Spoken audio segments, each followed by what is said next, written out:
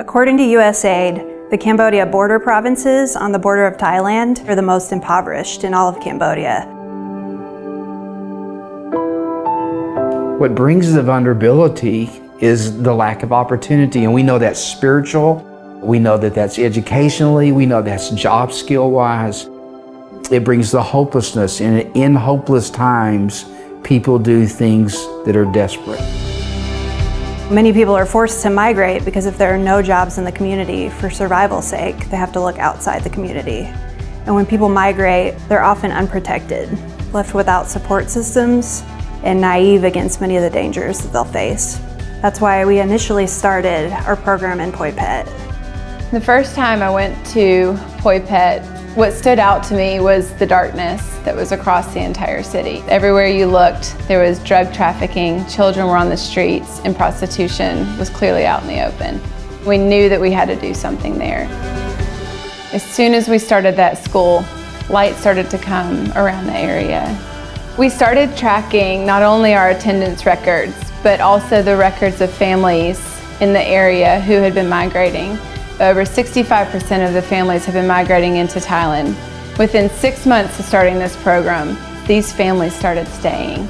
And those statistics dropped to less than 10%. Their names were known, their families were known, they were being watched for, they were being appreciated. And joy actually started to enter into these, not only the children, but also into their families.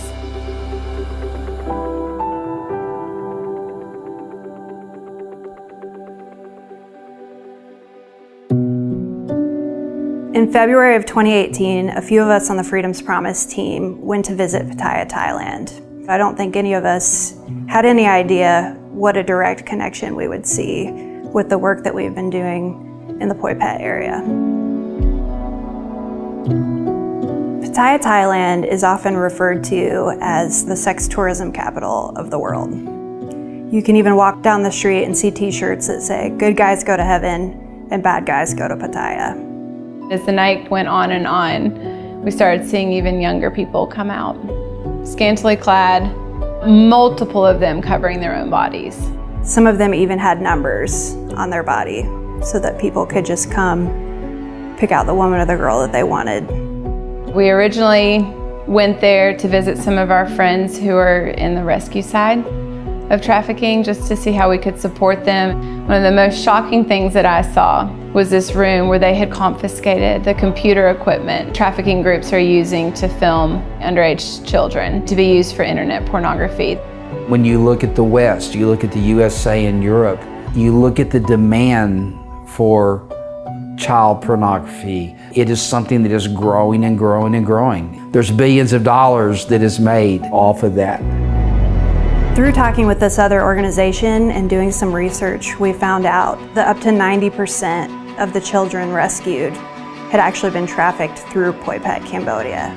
That means that those children that are on the streets, that should be in school in Poi Phet, those are the ones that instead are being picked out to be used in this area of Thailand. And they're not just being used there, but everything that's being filmed is going worldwide. Into America, into Canada, South America, Europe, across the world. And so when people ask me why Cambodia, every time we can start a school, every time we can bring stability to these communities, it gives those children a chance because their name is known and they're expected to show up.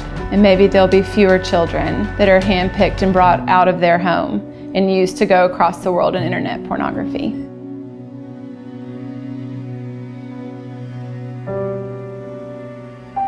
So after learning that the vast majority of the child victims that were being rescued from Pattaya were coming through Poi Phet, it just really hit home how important it is that we keep doing what we're doing and that we expand.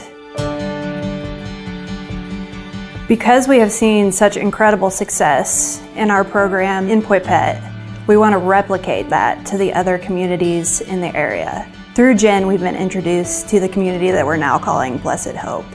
And it's a prime example of one of these communities that's still very much in need. We just came from Poi Phet and we're now heading to one of the villages in the border of Thailand and Cambodia. You know, in the border, economic status of the people are quite low. So people are really looking for greener pasture, In this village, we face many problems. There's no opportunity here to find work in here. If we will walk just 5 to 10 minutes away, they can cross the border anytime. They always think, oh, when we go to Thailand, I can have much money, I can have a house if I will walk there like that. They don't know it. The danger is really very horrendous. That's why they are so open for any kind of exploitation. Children are left behind here that made them really vulnerable. Our plan is to start a school that will also function as the local church in the area, providing that community gathering place that is so important for the stabilization of these type of villages.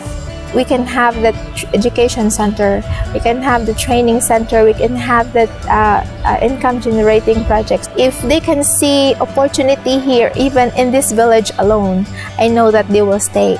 I always telling them Christ is enough. You have the joy, you will have that hope, you have that peace that you cannot find even in Thailand.